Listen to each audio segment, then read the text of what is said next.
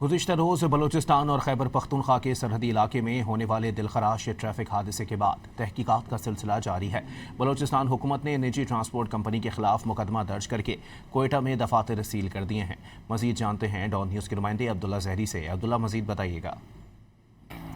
जी बिल्कुल, गुज़िश्ता रोज़ रूनुमा होने वाले दिलखराश ट्रैफिक हादसे के बाद सूबाई हुकूमत ने तहकीकात का आगाज़ कर दिया। इस हवाले से जो निजी कंपनी है, मुसाफिर कंपनी के दफातर को सील किया गया। मैं इस वक्त जबल नूर के मकाम पर मौजूद हूँ, जहाँ पे 2 से ज़ायद दफातर थे निजी कंपनी के, उसे सील किया गया। जबकि बलूचिस्तान हुकूमत की मुद्दियत में ना सिर्फ मुसाफिर कंपनी के मालिक और उसके ड्राइवर के खिलाफ मुकदमा दर्ज किया गया, इसके साथ साथ हमले को भी तहकीकात में शामिल तफ्तीश किया गया है। जबकि अब तक कोई भी गिरफ्तारी अमल में नहीं लाई जा सकी। अगर गुज़िश्ता रोज़ ट्रैफिक हादसे की हम बात करते हैं तो 40 मुसाफिर जाम बख्श जबकि 8 ज़ख्मी हो चुके थे, जिनकी इस वक्त मुतादिद जो जाम बख्श अफराद बताए जाए, जिनकी शिनाख्त का अमल इस वक्त भी जारी है। जबकि ज़ख्मियों को तबी इमदाद ना सिर्फ कोयटा में जबकि ज़ोब और दीगर अस्पतालों में दी गई।